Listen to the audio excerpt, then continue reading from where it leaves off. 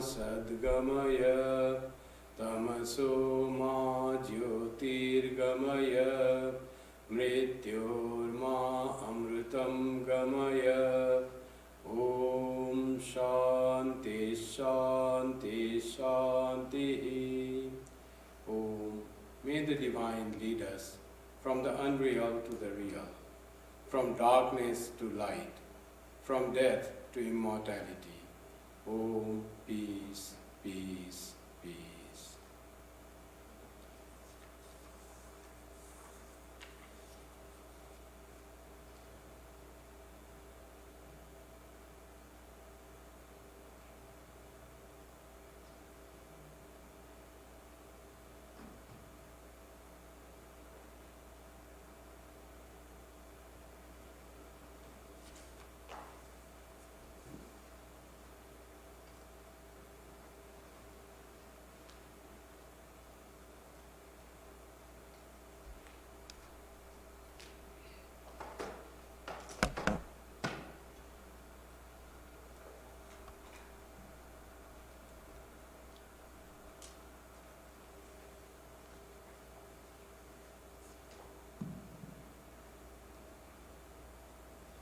Today we are going to chant 5 verses from Sri Gurvashtakam composed by Adi Shankaracharya.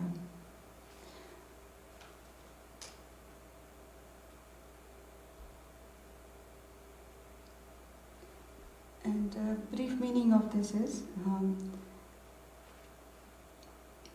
one's body and one's wife may be beautiful, one may have fame, love, excellence, and wealth equal to that of Mount Meru, which is said to be made of pure gold. But if one's mind is not attached to the lotus feet of the Guru, what's then? Wife, wealth, sons, grandsons, homes, relations, one may have all of these. If one's mind is not attached to the lotus feet of the Guru, what's then? The Vedas and their 6 auxiliary knowledge systems and knowledge of the scriptures may be on one's lips. One may have literary gifts and compose a good prose and poetry, but if one's mind is not attached to the lotus feet of Guru, what's then?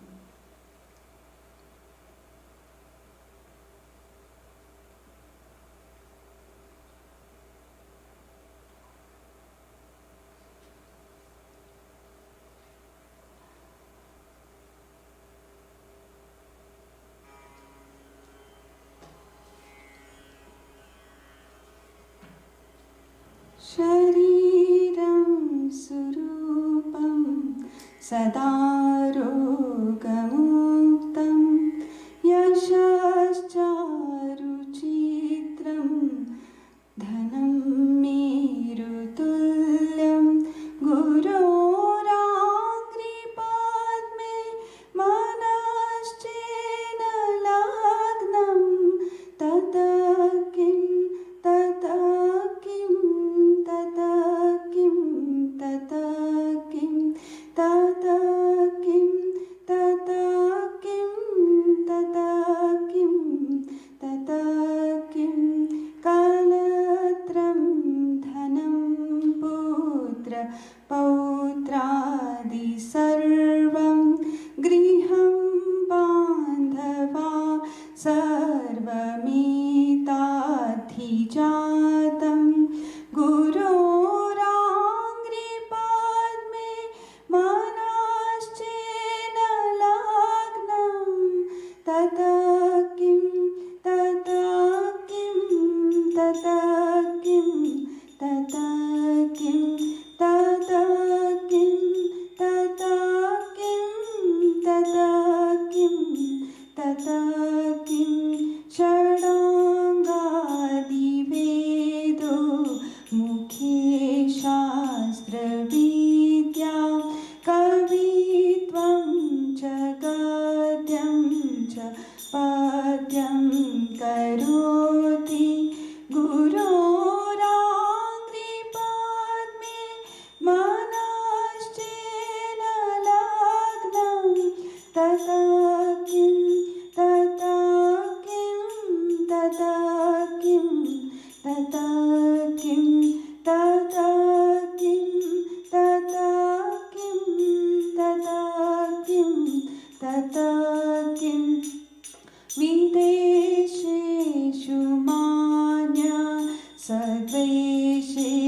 धन्यः सदाचारवृत्तिषु महतो न चान्यः गुरोराङ्घ्रिपद्मे मनश्चेन लग्नं तथा किं तथा किं तथा किं तथा किं तथा किं तथा किं तथा किं तथा किं क्षमामण्डले भूपालवृन्दै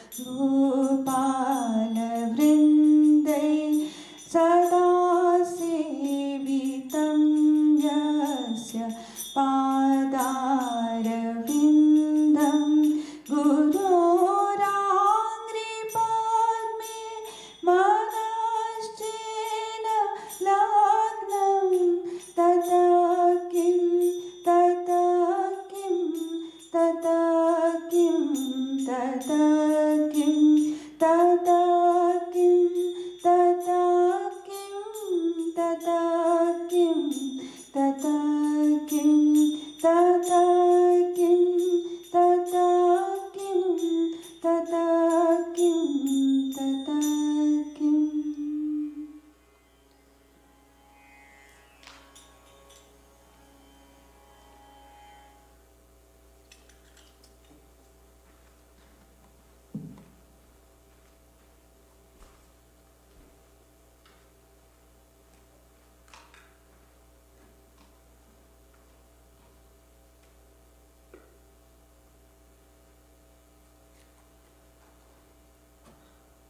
I'm reading from the book Swami Adbhutananda as we saw him, translated by Swami Satswarupananda, Reminiscences of Monastic and Lay Devotees.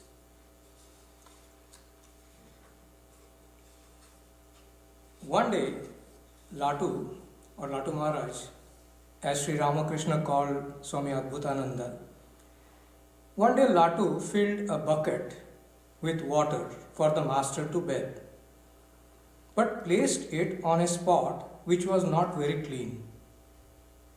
The master noticed it and said, "You fool, is it not water for bathing? Why does a man take bath? To become pure in body, isn't it? If you place that same water for bathing in a filthy place, will it serve the purpose? Can impurity make one pure? Yes, I know water is Narayana, the Lord in his purifying aspect. Notwithstanding that, can you offer dirty water to the Lord? There are waters and waters. One you can use for worship, another for washing clothes and dishes, a third for washing your face. There are different kinds of water for different purposes. There are waters which you can neither use for drinking nor for worship." This conversation was recorded by a householder devotee who was present when Latu Maharaj narrated it. Latu Maharaj often used to say, "To serve anyone, my dear, is a very difficult job. He who has failed to serve his parents, can he serve his Guru?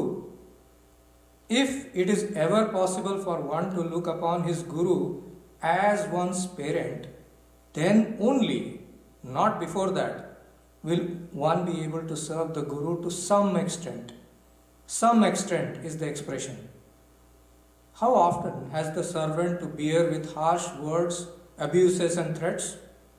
He, the Master, Sri Ramakrishna, never spared us. Had we taken those occasions to heart, could we have served him? Another incident. For some years, Sri Ramakrishna could not touch any metal. When he was in that state, it happened sometimes that Latu carried the metallic water vessel when the master wanted to wash. One night, the master went out without saying anything to anyone. There was none present, neither Latu nor Harish. Referring to this incident, Latu Maharaj said later, "Do you know what happened that day? I had been counting beads. but could not concentrate my mind and had to get up. I returned to the master's room. When I did not find him there, anxiety seized me. I cried aloud, "Where are you?" It struck me that he might have gone out for a wash. I took the water vessel and went towards the woods in the north. Do you know what he said to me on return? If you were to serve anybody, you are to be very careful about his wants and requirements. Then only you will benefit thereby. Can you imagine what he said to Harish that night? You are meditating, my boy, but the person on whom you are meditating cannot get a jug of water even. What benefit will you derive from such meditation? Here is reading. Now a short period of meditation.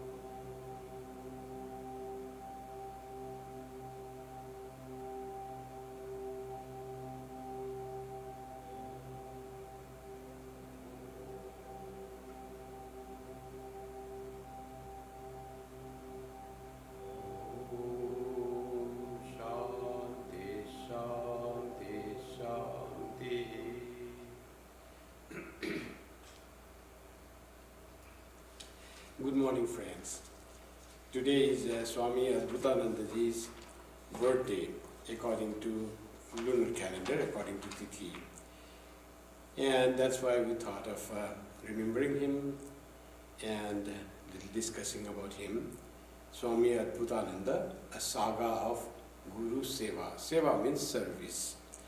As it was read beautifully on the Stotram, that if we get everything in the world, whatever gives us glory and happiness and comfort, but if we don't have love for the lotus feet of Guru, then you have gained nothing. What avails that?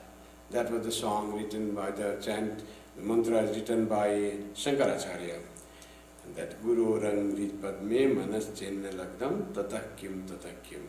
Everything got, but you don't get love for a Guru, then you have not achieved anything, you have not got anything worth. So Adbhutananda's life is so wonderful. Among all the 16 direct disciples of Sri Ramakrishna, he was unique. He was Adbhuta. He was unique in the sense all others were educated, come from a very comfortable family, decent family, many from the rich family. Adbhutanandaji was from a very poor, at most poor family, and he was totally unlettered. Come from the village, all others were from Calcutta and nearby, but Adbhutanandaji was from a village in Bihar, in Chapra district. And yet he was equal to all others by the grace of Sri Ramakrishna in his realization, in his self-esteem, in his knowledge of the Shastras without reading anything. He had achieved that state. How did he achieve that high state of his spiritual this progress? So it is all because of the grace of Sri Ramakrishna, that he would say, because of his love for his master, because of his service to the master. Sri Ramakrishna, among those who came to Sri Ramakrishna first, of all the disciples, it was Swami Adbhutananda. His name was Latu. So Latu was the little Abhramsad, it was a degenerated name from Raktu Ram. Original name was Raktu Ram. His his brothers and sister had died, so there was a lot of disease that time. No medicines were there in the village, in the poor village of Sapra district in Bihar. And God said, Lord, you have to protect this boy. We have no capacity to protect. So Ram to Rak, to protect. Ram, please protect this boy. So his name became Rak to Ram. So the name was, then it is corrupted to Latu. That time everybody called Latu. Sri Ramakrishna used to call him Leto.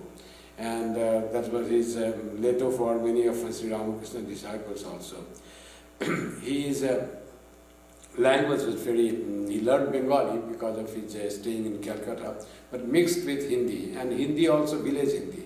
Very sweet languages to speak, a mixture of Bengali and Hindi. His life was amazing. To such a person who lived in dire poverty, and so much so poverty that his parents died when he was only 5, very young age. Then uncle took his care in the village. And then uncle also lost his money and property and had to sell his house there. Now where to go? Homeless. And now he has a nephew to take care. So they thought of coming to Calcutta, because that was the metropolis of that time and also the capital of the British Empire. So they came there in search of they will get some job. But they know no one there. Where they will job? It was shocking for the uncle and more shocking for little Latu to see huge buildings and many people and nobody taking care of anyone. So like that, in village the scene was different. People used to ask, have you eaten today? How are you? You look sick today? Are you well? Nobody is asking anything about it. Everyone is busy for themselves. So how to make survive, that was the problem for Latu's uncle.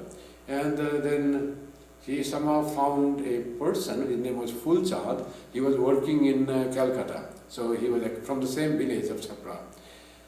So there he said, we have come to this problem, so how to survive here? So he said, okay, I know. And Fulchand by chance was working in the office of Ramchandra Datta, a disciple and devotee of Sri Ramakrishna, great devotee of Sri Ramakrishna, who had made that Yogadharma center there in Kakurgachi in Calcutta. And he was very well established in the medical college. He used to serve as the chemistry professor, and he was very renowned in his college and very nicely established and a great devotee. And he was one of the first to say Sri Ramakrishna is the incarnation of God. So that was Ramchandra Datta. And when this Fulchand said, from my village a boy has come and with his uncle, so I don't find any job, who will give the job without any introduction? So can you find a job for him? So Ramchandra said, I needed a servant in my home, so that, okay, give that Latu to me, he will be working in my home. So Latu started his life in Calcutta as a servant in the house of Ramchandra Datta. So he used to buy vegetables and take children to the park and do all the chores of the house. So, but his samskaras were so different from ordinary human being, poor human being, who seek only the comforts of life, how to become rich, at least have something. He was totally different. When Ramchandra used to visit Sri Ramakrishna Dakshineswaram, used to come back home and used to talk about what he heard from Sri Ramakrishna, how much joy was there in the presence of Sri Ramakrishna. Latu, hearing about the name of Sri Ramakrishna and the holy person's behavior and talk, he was so charmed and started finding interest in to visit Sri Ramakrishna, to hear more about Sri Ramakrishna. His love grew without even seeing Sri Ramakrishna, about Sri Ramakrishna. So one day, Ramchandra said, can you take this to Sri Ramakrishna, fruits and sweets? And Latu brought that to Sri Ramakrishna, and so Ramchandra also had come. And when Sri Ramakrishna saw Latu, and this was the previous day, and he said, Ram, from where did you get this boy? I can see spiritual qualities in him. So Sri Ramakrishna could understand the person's mind and the character by just seeing. And this he said, is my servant in my house, a good person, works nicely. And after seeing Sri Ramakrishna, so much change has come in Latu that he wants to go again, but he cannot go, he's just a servant. And then one day, Ramchandra said, can you take these fruits and sweets to Sri Ramakrishna? That was the second day that I was referring to. And then he came and he brought, and he won't go back. He's a servant, he has to drop back and go back. But he stayed whole day with Sri Ramakrishna, doesn't want to leave. So that was the attraction of a devotee to his master. Already Guru started, something, love had started, so much tremendous.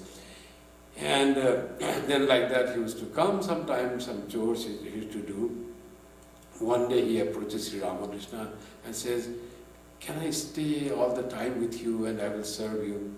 What are you saying? You are the servant, you are working in my devotee house. If I let you sit here, who will serve them? Oh, don't worry, they will not mind. He knew the relationship, how much they love Sri Ramakrishna. You just have to say that you want me here. Then they will not mind. But what about your money, salary? Nothing is here. Oh, doesn't matter, I will be with you. I just want to be with you. And then Sri Ramakrishna asked him whether he can give Ramchandra. Ramchandra said, you are asking, whatever you ask that I will give. My servant will stay here, what can be better than that? So Latu started staying with Sri Ramakrishna. And Sri Ramakrishna said, I am going to Kamarpur for a few months. Now who will take your care here? So go back to the Ramchandra and do the work there. Then Sri Ramakrishna went and he stayed 8 months in Kamarpur that time, long stay in Kamarpur. But Latu had so much affection developed to the master, he cannot live there nicely. So he comes sometime during the day when there was no chore to do in Ramchandra's house, comes to Dakshineshwar. And Ramlal, Sri Ramakrishna's nephew, he said, why did you come? Sri Ramakrishna is not here. And he said, no, how can Sri Ramakrishna be not here? I can find him. He used to meditate, and one day he had the vision of Sri Ramakrishna and was happy and bowing down to Sri Ramakrishna. And Ramlal asked, whom are you bowing down on the bank of the Ganga? He said, Sri Ramakrishna was there. I can see him. He is present. So much was his love for Thakur. And finally, he started living there permanently with Sri Ramakrishna. Now, Sri Ramakrishna, the people anywhere that had a little this attitude for spiritual progress or spirituality is there, they all flocked as it were, it seems. Latu was so adept in meditation. Dhyana Siddha, we hear about Narendranath, Rakhal or Ishwarakoti. And Latu from a village boy from a known village in Bihar, and he also, when he used to meditate, he used to dive deep into meditation. Sri Ramakrishna once said, go and meditate on steps of Seva temple there. And there are 12 Seva temple beside his room where he stayed in Dakshineshwar temple. And Latu went there, and long time was not to be found. So he has come to Sri Ramakrishna, and Sri Ramakrishna went there and saw Latu is sitting deep into meditation, and it was summer, he was sweating, no awareness of the outer world. Sri Ramakrishna went there and started fanning him. After some time, after a long time, Latu opened his eyes and finds his own Guru to serve whom he has come. He is serving him and fanning. And then he felt embarrassed. I'm so sorry. And then Sri Ramakrishna said, don't worry, take this, drink this water. He had brought water also for Latu. See the relationship between Guru and disciple. This Asaryo Vaktas Kusalasya Labdha. We hear in Kathopanishad, when the teacher is great and similarly great is the student, there comes wonderful knowledge arises there, Yama and Nachiketa. Like that Sri Ramakrishna and Latu, what a great spiritual potentialities Latu had. And Sri Ramakrishna, when that started going. Now he loved Sri Ramakrishna so much that he would not open his eyes without seeing Sri Ramakrishna. First thing, when Latu started staying there, first thing to see should be Sri Ramakrishna. One day he thought Sri Ramakrishna would be there in the bed or somewhere in the room. He opens the eyes, he was not there. Then he started talking, Thakur, where are you? Where are you gone? I cannot open my eyes. And Sri Ramakrishna, oh, I have come out, don't worry. Then Sri Ramakrishna rushes inside just to show himself to Latu. That was the relationship. One day Sri Ramakrishna, Latu came and he couldn't find Sri Ramakrishna. Where is he? He was doing something in the garden. And he says, what are you doing in the garden? You could tell me, I am here to serve you. He said, oh, I came and I saw outside one of your two new slippers that were gifted by one gentleman is lost, it was missing. So I thought it might have been taken by some dog or jackal and that was going. So I was searching your lost slipper. Just see Sri Ramakrishna. Similar thing happened with Swami Vivekananda and Sadananda. So they had gone to some pilgrimage and Sadananda got sick and then he was somehow put somewhere and how to carry his shoes. So his shoe was put in the bag that Sadananda was carrying. Somehow Sadananda could walk back. But Swami Vivekananda opted to carry his bag also, Sadananda, his own disciple's bag. And he was carrying, and Sadananda used to say later, my master, my guru, even carried my shoes. How special was my teacher. Similarly was Sri Ramakrishna. He was searching for his disciple's slipper and he found and brought and kept. And how embarrassing was for this.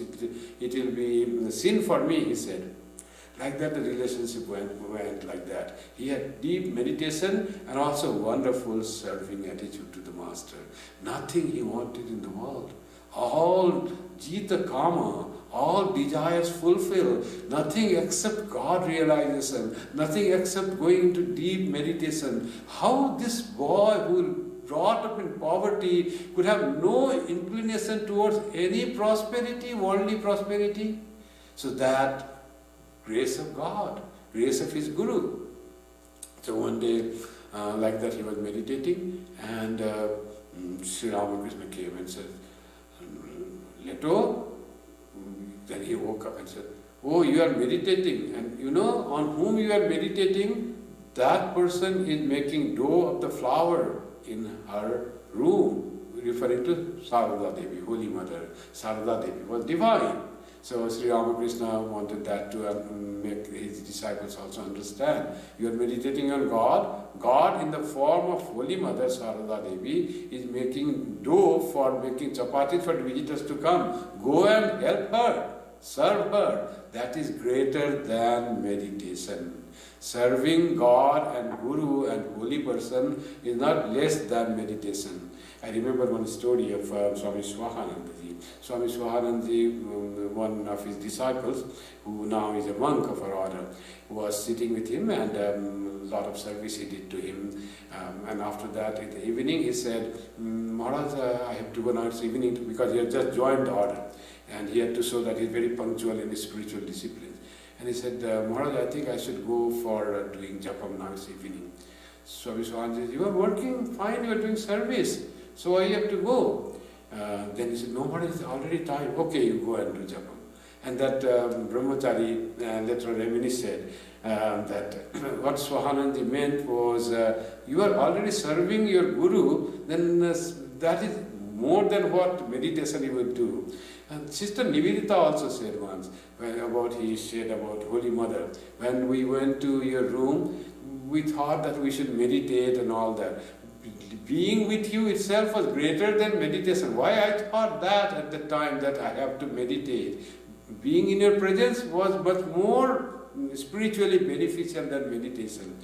And that's how serving Guru is greater than serving Guru, serving God. And serving holy man is not less than any spiritual practice, not less than meditation. And Latu went, and after that Latu became the attendant and made a helpful person for Holy Mother. Whatever Holy Mother needed, that Latu used to do. Holy Mother had 4 monastic members who served her one after another. First of them was Latu. Latu, then Jogin, Swami Yogananda, then Swami Trigunatitananda, and finally Swami Saradananda. All these 4 monastic members, they served Holy Mother one after another. One was doing, then he had to go, and then the others started doing.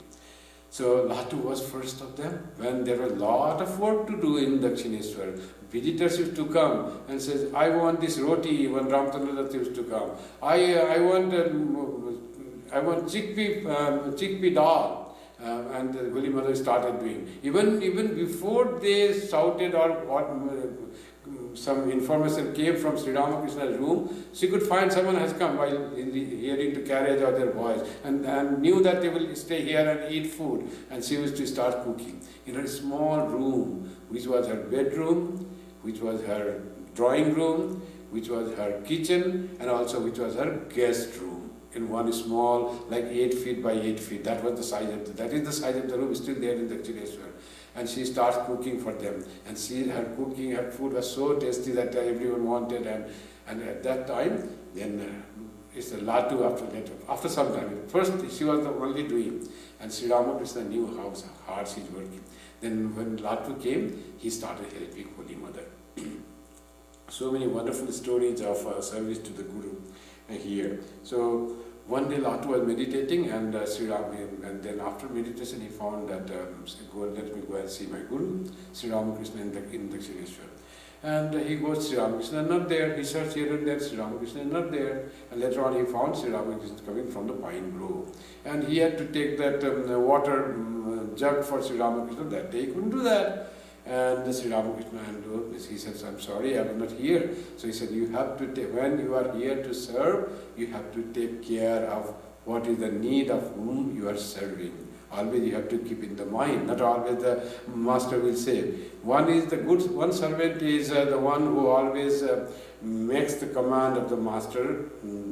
He supplies all the master needs. And still better person who's better service is to supply the need to the master even before you are told. You should be able to understand what the master needs. That's what Sri Ramakrishna taught Latu. The service and the spiritual practice, both are going on. Sometimes Sri Ramakrishna used to say to all his disciples, go to Panchavati to meditate. Someone he said, go to Kali temple to meditate. And he used to say to Latu, go to Bale tree to meditate. The Bale tree in Dakshineswar is at the edge of the last end of the Dakshineswar property, campus. And there Sri Ramakrishna did all his sadhanas, tantra sadhanas. As he did in Panchavati later on, but in Advaita sadhana, tantra sadhana, very severe spiritual practice he did under the Bale tree in Dakshineswar. So he used to send Latu to do meditation there in the Bale tree. And he knew everyone doing, and he used to take care how these are doing, how they are developing, progressing. And he saw the progress in devotees, and once he says to him, you see what wonderful transformation coming in the disciples. You see Latu, he is always in a different mood, always as if he's in the spiritual mood, always filled with that thought. How wonderful progress the young people who have come here are doing. So that he always took care of the disciples. There are many stories of training and Latu not to become angry, not to sleep in the evening, all his for lifetime. And he was so much devoted to Sri Ramakrishna. Once Sri Ramakrishna said, don't do this, done for life. Once he was tired in the whole day, and the evening he fell asleep in Dakshineswar. Then Sri Ramakrishna came and woke him and said, this time is the time to meditate, and this time you are sleeping, this is not the time to sleep. If you sleep in the evening, when will you call for God? So that time he woke up, and never after that he slept in the evening. Mostly he didn't sleep at night. All night he used to do japam. In early morning or in the daytime he took a little nap. That was his lifetime spiritual practice, the sort of spiritual practice he used to do. One day told, and that is Sri Ramakrishna's teaching was so important for him. And one day, Sri Ramakrishna, Rakhal had also come to stay there. And both were there, Latu and Rakhal. And Sri Ramakrishna said to Rakhal, Swami Kripamayananda, can you make beetle roll for me, pan, beetle roll for me? And Rakhal said, oh, I don't know how to make beetle roll. Sri Ramakrishna said, what is there to know about the beetle roll? Just put a beetle and put some spices and that beetle roll is done. What is there to know? Then Raja Maharaj said, Rakhal said, no, I won't make. I won't make. He flatly refused. Then the Latu was sitting and he became very angry on Rakhal and he started saying, what are you saying? Our Guru is wanting some pan and he is asking him to do, and you can flatly say, I won't make. What is that? And he became angry with that. And Rakhal said, I can't make, I won't make beetle. If you want to make, you go and make. Then this talk and the little, this happened between Latu and Rakhal. And then Rakhal was really angry on, Latu was really angry on Rakhal. And Sri Ramakrishna was seeing the fun. And then he called his nephew, Ramlal, come here. There is a fight between Rakhal and Latu. And he came and then after hearing this thing, he asked Ramlal, whom you think is a better devotee? And he said, Ramlal said, I think Rakhal is a better devotee. Then this Latu became very angry. He didn't listen to our teachers, Thakur, and he flatly said, I cannot do that, and he became a better devotee. What do you mean? Then Sri Ramakrishna thought, you see, to become angry itself is losing your spiritual quality. And to become angry in the presence of one you love most, you respect most, that is still derogatory. And so anger is a deadly sin, he said. And he said, Rakhal could say no because it was a deep desire in me. My body needed this. But if who dwells in here in me, if he had asked for pan, a little roll, would Rakhal say no? Would have capacity to say no? He would not be able to say no. If God which dwells in me had wanted pan, it seems that his body wanted and okay, he could deny. If God wanted, he could not deny. So after saying this, sin, anger is a deadly sin, it robs of one of spirituality. That message one day to Latu was enough. He never after that became angry in that way. Controlled anger, controlled sleep. So how much power, spiritual power and will power he had, it all came from his respect, reverence and love for his Guru. Guru Rangri Padme Nachastenna Lagnam Tatakim Tatakim. If you don't have love for your Guru, then what else matters? If you have love for Guru, everything will come. So much will power, so much self-control, so much of great meditation and joy. That all came by the grace of Guru, by serving to Guru that Rakhal got. So great transformation. When they all took sannyas, I think 9 or 10 of direct disciples took sannyas in 1887, January, after they had, Sri Ramakrishna went into Mahasamadhi, he had finished his Naralila. And then Swami Vivekananda chose the name for all. He thought for himself, I will keep the name Ramakrishnananda, because he was a disciple of Sri Ramakrishna. Sri Ramakrishna loved him so much. Who would not like? Then he thought, this Shashi serves Sri Ramakrishna even after his passing away so much, incomparably. It cannot be compared with any other. So he sacrificed that wish of keeping the best name for himself and gave that name to Shashi Maharaj. Shashi Bhushan Chakravarti became Swami Ramakrishnananda. For him himself, Swami Vivekananda to Satchidananda or Vividishananda. So like that name he took. And also when he traveled, he also used to say himself Vivekananda so that people could not recognize. Particularly he didn't want his brother disciples to know where he is going. So Satchidananda, Vividishananda and Vivekananda. Like that was his name he used to take. But he gave the name Adbhutananda to Swami So this Latu Maharaj, Adbhutananda, he was a wondrous person. This Ananda of great surprise, wonder, Ananda of wonder, joy of wonders, that was the name. Adbhuta also means he is different from others, unique. That is also Adbhuta. And Swami Vivekananda described, Latu was unique among us. We had all studied something, we used to read the scriptures. Whenever from meditation our mind couldn't settle, we could put our mind on meditation or on reading scriptures. But Latu had no other thing to do, he could not read anything. He was unlettered, and but he rose to such a height. It was a miracle of Sri Ramakrishna. That's what Swami Vivekananda said about Latu's spiritual advancement, seeing that it is the miracle of Sri Ramakrishna that a shepherd boy can become a great saint. So, and Sri Ramakrishna, when he saw Latu unlettered, so he wanted Latu to at least learn something of Bengali alphabet. So he started teaching him first alphabet.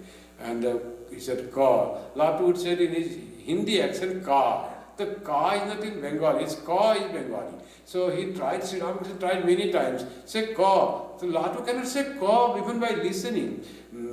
You see, many people are here, they can listen Bengali. Though they may not understand Bengali, they listen Bengali. Many people are there. They listen to Bengali songs and pronounce in the same way just by listening how to pronounce. So just the sound. But here Latu Maharaj was not given to even learn the sound. He didn't pronounce Ka. He always said Ka in the Hindi accent. And that Sri Ramakrishna said, oh, you cannot learn even Ka, then your study is complete here, already done, PhD done. And he said, he blessed him, though you could not learn even the first alphabet of Bengali language, but in time you will prattle Vedas and Vedanta. You will become so wise. He predicted. Unlettered person, how he can speak the truths of Vedanta without reading any Upanishad or Gita or Bhagavatam? And actually that happened. Swami Adbhutananda's talk, conversation, so deep spiritual truths are there. Later on one day, Swami Adbhutananda had gone with Sudhir Maharaj, Suddhanandaji, to listen to a lecture by a great scholar. And the scholar was describing some Upanishad, and he said, one should practice during finding the truth very carefully, like removing the shafts, leaves of a munja grass. Munja grass removing, one should do very carefully at what it will break, so that the inner, the core is found. Two leaves you remove, inner core is seen. Like that, carefully, you should practice meditation and try to go deeper, removing all your anatma and find the atma. That he was saying that thing. And Latu Maharaj heard this, like this carefully, you should try to find yourself by negating non-self. And then he became so excited. He said, Sudhir, this Pandit is saying the truth. He is saying the right thing. And he was so excited, he was saying it loudly, and this Pandit was explaining the thing, and then Sudhir Maharaj, Swami Suddhananda found that he had to leave, and he quickly brought Latu Maharaj, Swami Adbhutananda from the class, and went to where Latu Maharaj used to stay.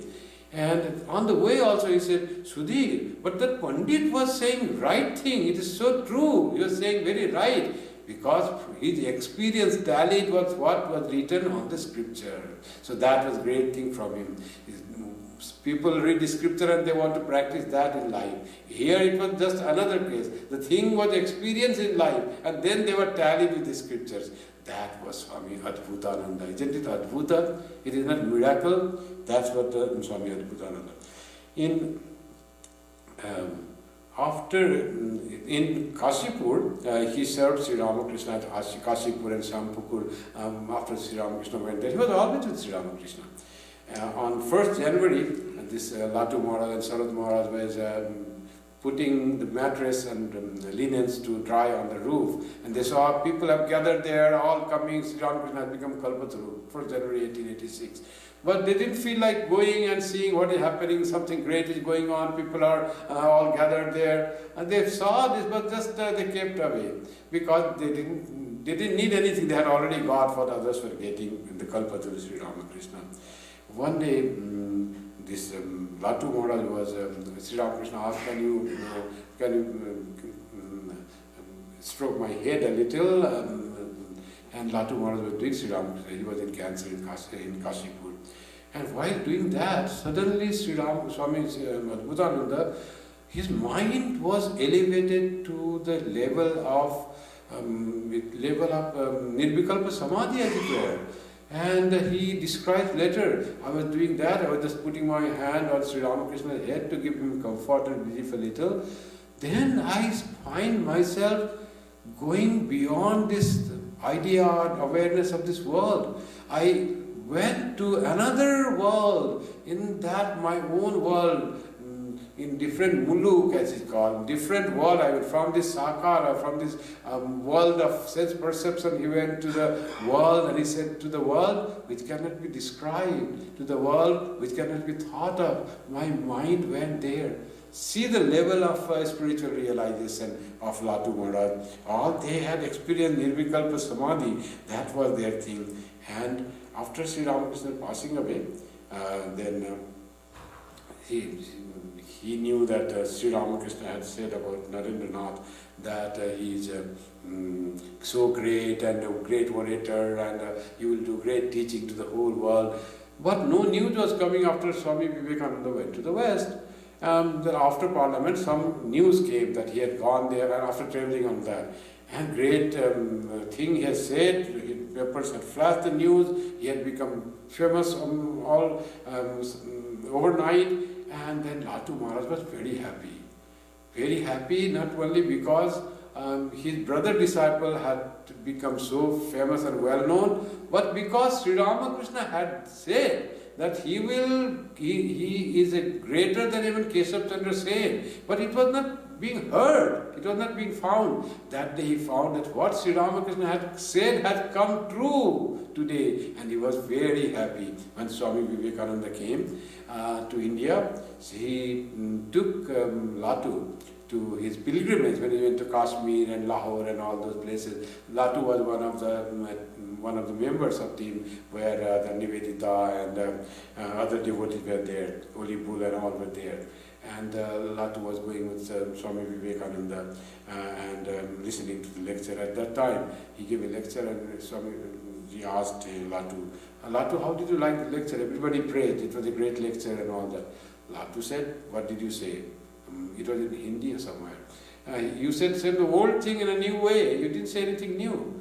And Swamiji was happy and said, yes, you are right, nothing new, but the same thing in a different way, presentation. That's how the truth is always same. It has to be presented in a new way. It's not something thought of, something new.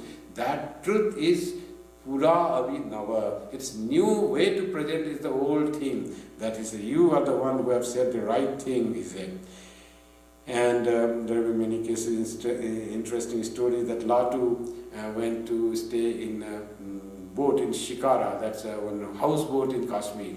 And there the families of houseboat also live in the same boat, and there are other rooms for the guests.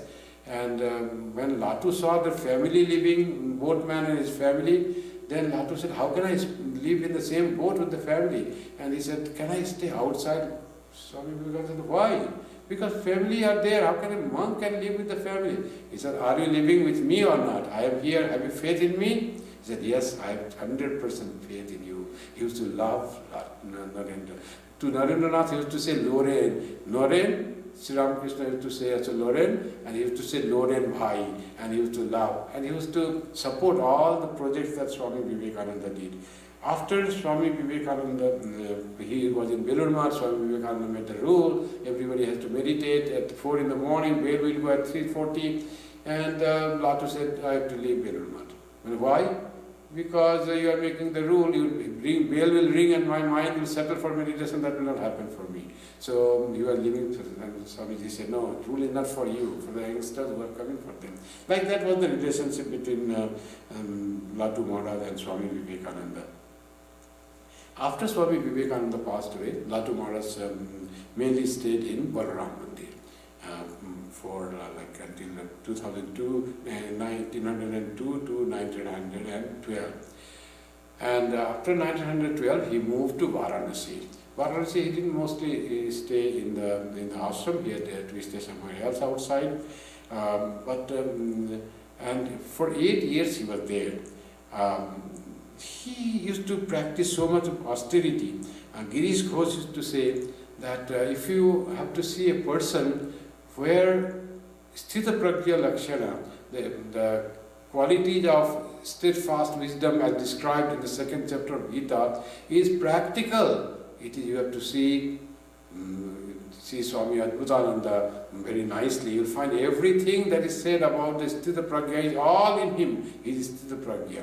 And Sarat Chandra Chatterjee, the famous novelist of Bengal, he used to say, Swami Adbhutananda, we find the reflection of Sri Ramakrishna and Swami Adbhutananda, all these great persons, and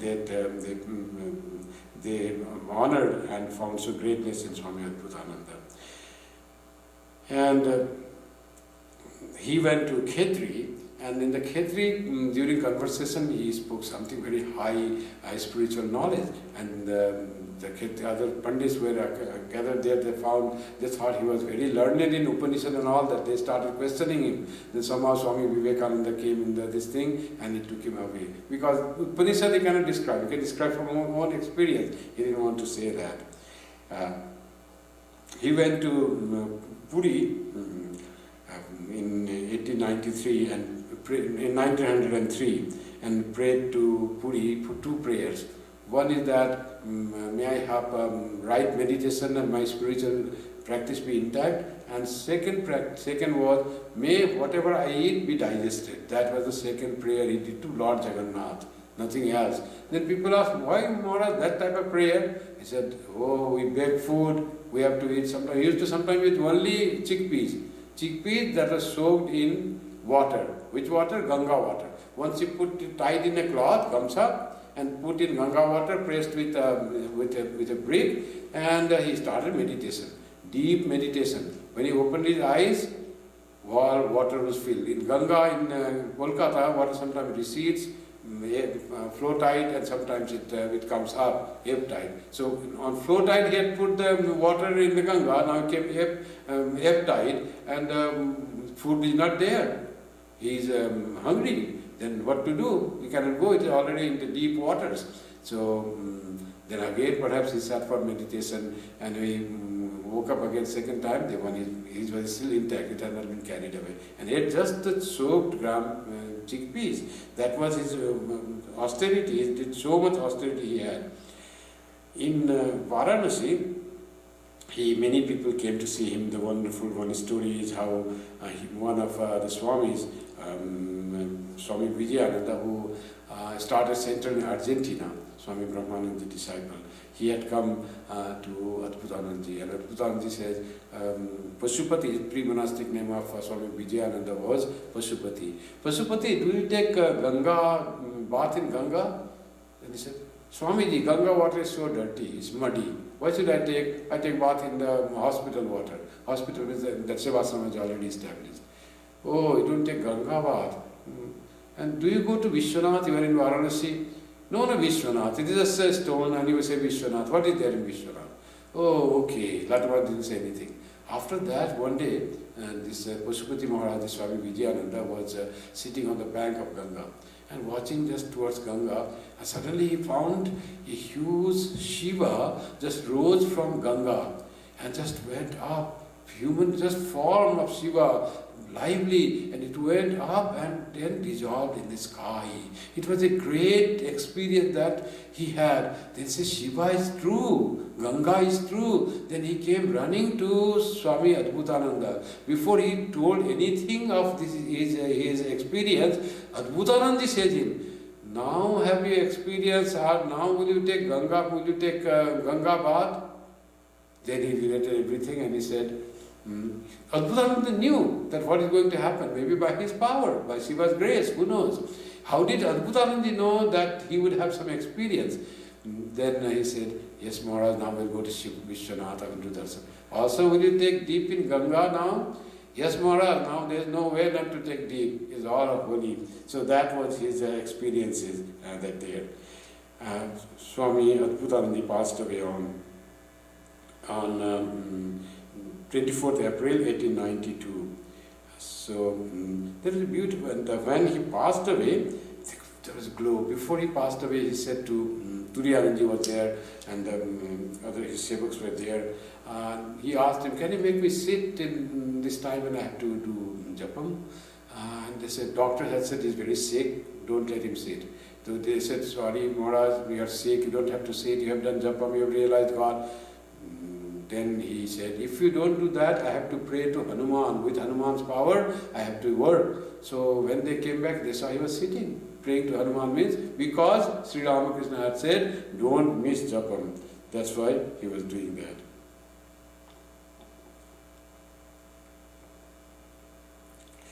Now Swami Turiyanandaji was there when Swami Adbhutananda passed away.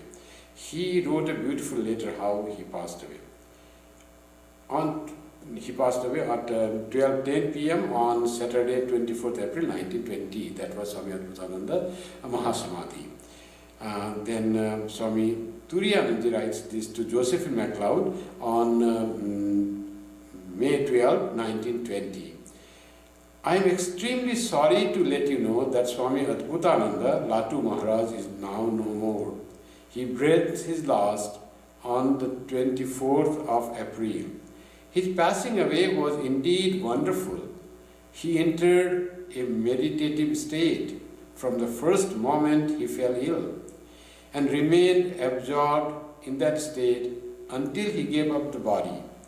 He had developed a small blister on his right ankle that developed into gangrene. All the best local medical help was requisitioned, but to no avail, and in 10 days he expired. He showed no signs of pain during his illness, but the wonder of all wonders was that after his death, when his body was placed in a sitting position to conform with some of the funeral rites, we found him looking so beautiful, so serene, so full of peace and bliss.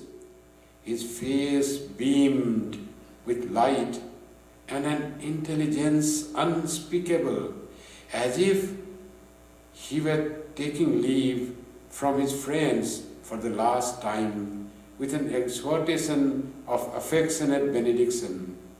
Really, it was a sight for the gods to see.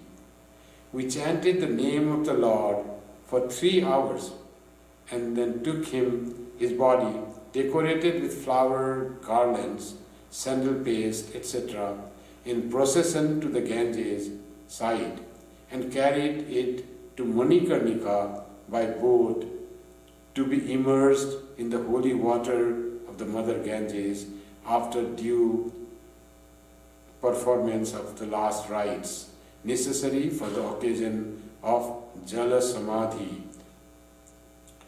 Latu Maharaj entered into eternal peace, and another son of Sri Ramakrishna joins him, making us feel poorer for this irreparable loss, indeed we have lost a spiritual giant in the person of Latu Maharaj, whose illiteracy and unsophisticated life helped him most to become what he was, a genuine and ardent devotee of Sri Ramakrishna.